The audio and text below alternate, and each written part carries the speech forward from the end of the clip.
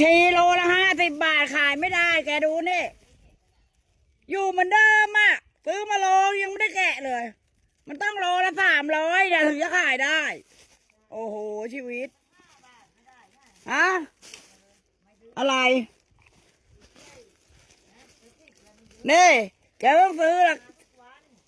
แกไม่ต้องซื้อหรอกนี่ฉันให้แกฟรีเลย1 กรัมอ่ะลูกค้า VIP อ่ะเอาให้ฟรีค่ะ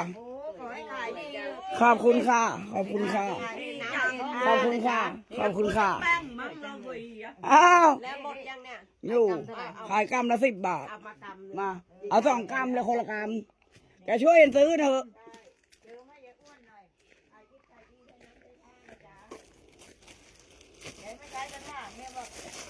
อะไรอ่ะ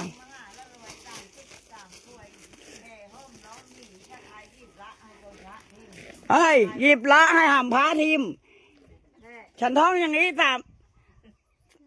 33รวยรู้อะไรอะท้องใหม่ดิท้องไม่เป็นอมมหาแล้วรวย303 ควยแห่ห้อมล้อมหนี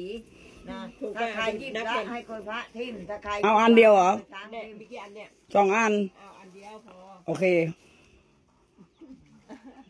ว่างี้เขาว่างั้นขายดีขายดีจ้า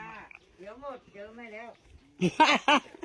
ห้องไปเลยใครมาหยิบตามพระพุทธคุณก็ทำมาคุณก็ทำมาคุณก็หมดแล้วเพราะของแกมันสุดโอเค